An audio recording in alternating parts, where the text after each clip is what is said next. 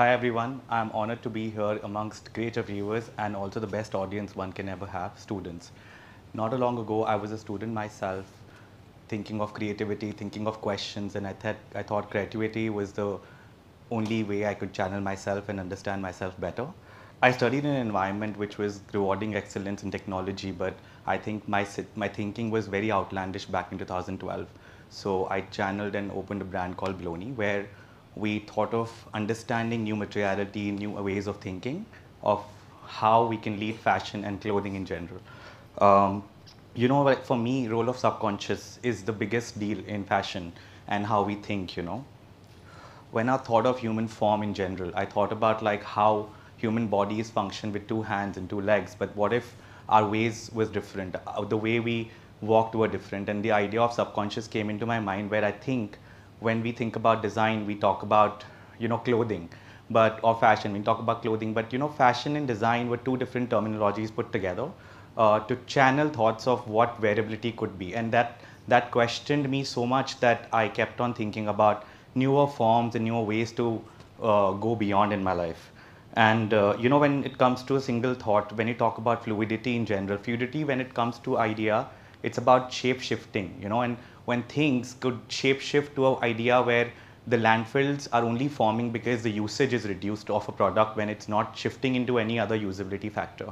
And imagine the world where the clothes were then formed into something else that could be a sculptor in someone's house. And we do a lot of exhibitions. We do showcase our product in a way that sometimes it's a body ornament to an armor to someone's lampshade at home or someone's flower pot at someone's art gallery. And that really showed us the way of new ways of thinking into clothing. So this is a product that we designed, which is like a teardrop made out of hand-beaten metal.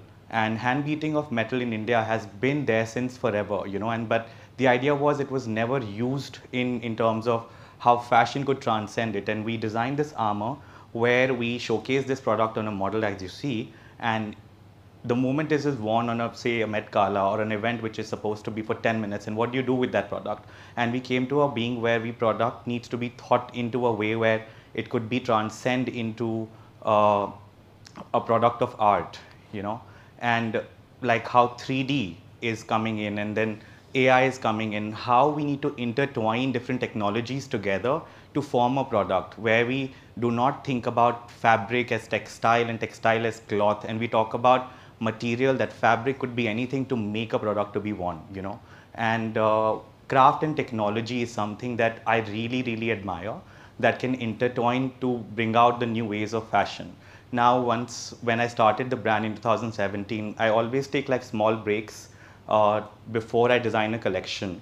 So we went to the Hamta Pass and I was stuck at like a hill filled with snow, and I was in an igloo. I was thinking about like what's my next collection going to be like, or what do I do after my graduation at CSM. I came back to India after studying technologically advanced craftsmanship at Savile Row, and I came back and I'm understanding that what's next for me, because doing a job here is something that I don't want to do. And came to a point where I looked at a mountain and it looked like a snow-clad space, but also looked like the image behind, sort of intertwining tie-dye into the new realm of thinking of technology that could innovate the textile or the craft of India to a global audience. And that's where it starts, right? Like imagine the world where patterning as a craft could be intertwined into new ways of geometrical or abstract ways of working around it and making an artwork which is global to relevance, and we all start to wear them, and we don't sort of diss the idea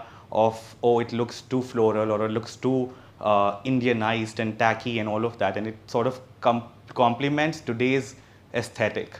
Um, like in talk about material science, we talk about how AI is coming in, metaverse is coming in. We're already making clothes that are completely digital.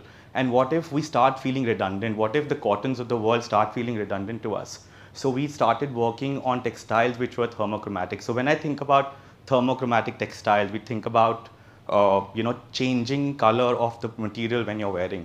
Imagine when you're in an audience and um, we sort of have a fabric which transforms color, And the variability factor is interesting because people are talking about you.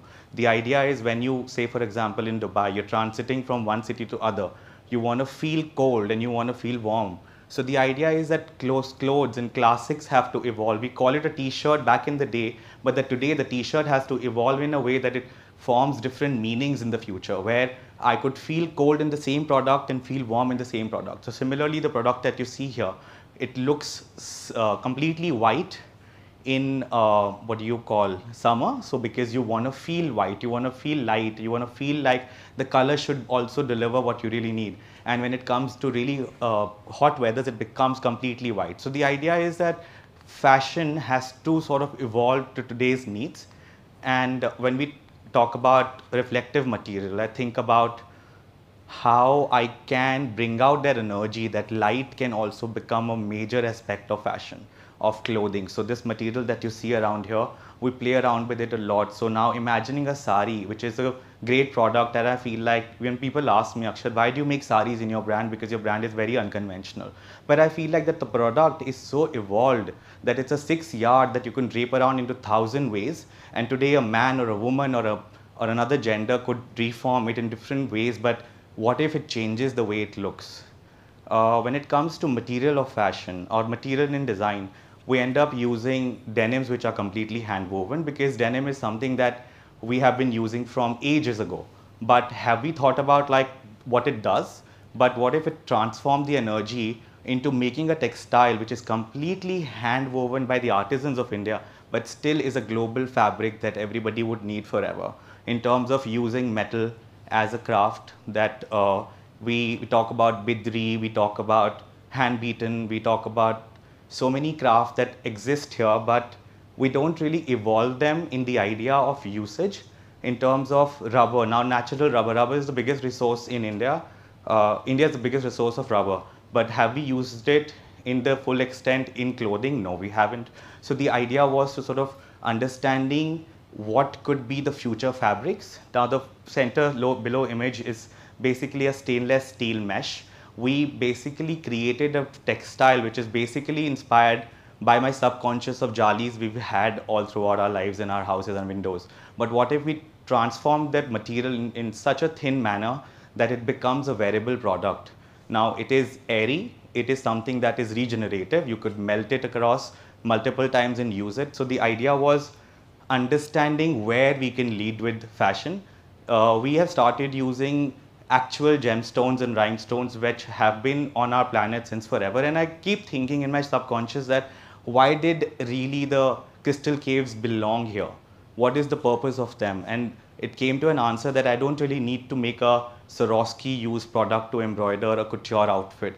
Because when you talk about expensive materials, expensive craft, the idea is to sort of use something from within our planet, because it comes from the idea of longevity of that product. Diamonds are expensive because they existed from thousands of years. And similarly, if I use products in the materials that have that kind of relevance of past, it brings that coutureness to the outfits.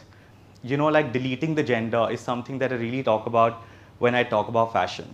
Now we talk about gender and female and menswear clothing, or women's wear or menswear clothing. But think about it, a female body is a body type and a menswear body type is a menswear body type. When we talk about a women's wear line, a man putting a drag garment onto a body becomes a women's wear product. So is it a man wearing a women's wear product, or is it a female body type? So it's always a question of understanding, are we going to talk about gender in the future?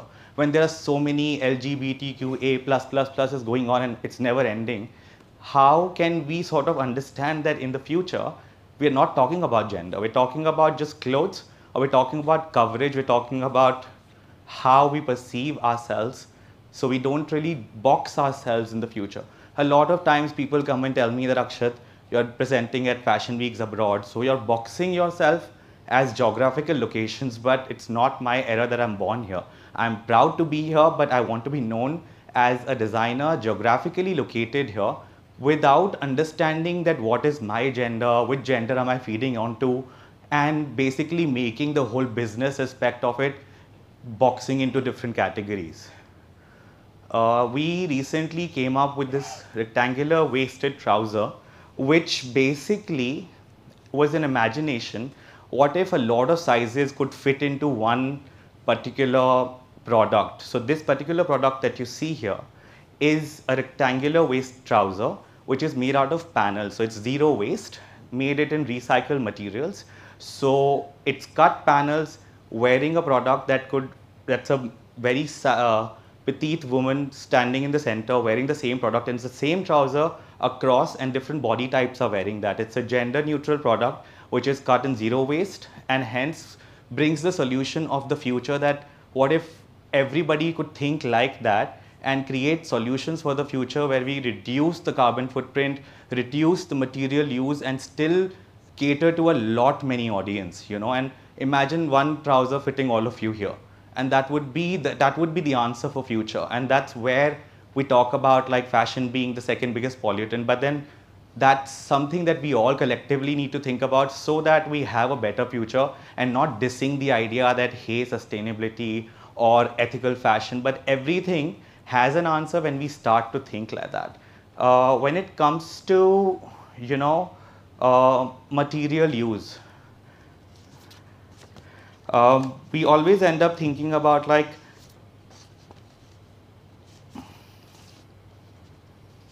past that informs the future. So when we think about where are we today to where we are going to head, it always comes to a point where we need to think where we come from, and you can never navigate your future if you don't know where you're coming from, you know. So this particular product that you see here, this is a painting that is crafted for an art exhibition that we did recently, which talked about using Indian handicraft for canvases that could clad people's home.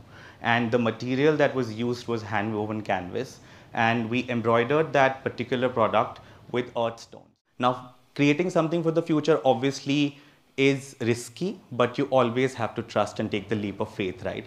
But so many times my entire team's success is on my part, and if I take the wrong decision, everybody has to suffer. But I think walking on the road which is less traveled is always risky, but always interesting, and that's what I personally have always counted on, you know. And yeah, I think that's what I wanted to say today. Thank you so much.